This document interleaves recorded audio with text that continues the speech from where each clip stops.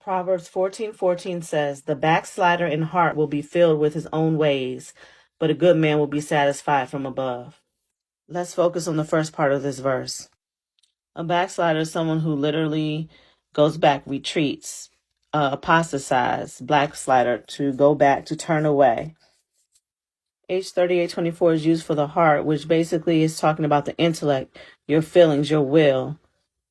The word fulfilled is basically saying to be satisfied. So let's go back to this. The person who turns away from God, who retreats, who turns back away from the truth of what they know about him in their feelings, in their will, their intellect, their emotions, will be satisfied with what they're doing.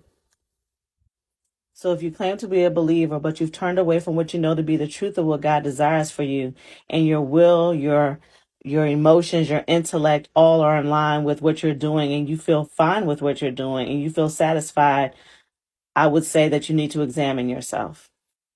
And it's just not my opinion. In 2 Corinthians 13:5, we see the scripture says, "Examine yourselves as to whether you are in the faith. Test yourselves. Do you not know yourselves that Jesus Christ is in you, unless indeed you are disqualified?"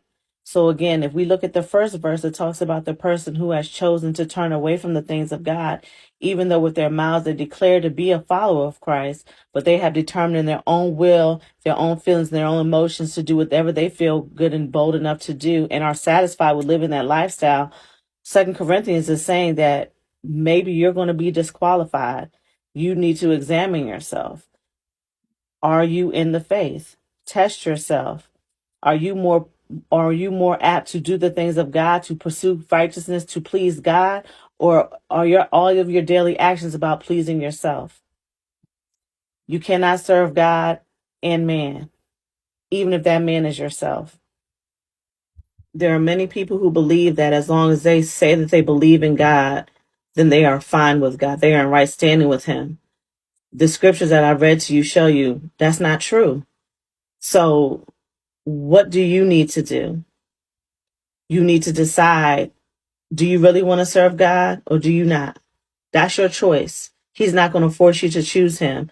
But if you are saying that you believe in God, if you're saying that you want to follow him, then you have to have action to follow that belief. Okay. And I'm not saying that your works save you. Only Christ's blood can save you and sanctify you. But what are you doing? You don't get to live life however you want to and then claim to still be a child of God.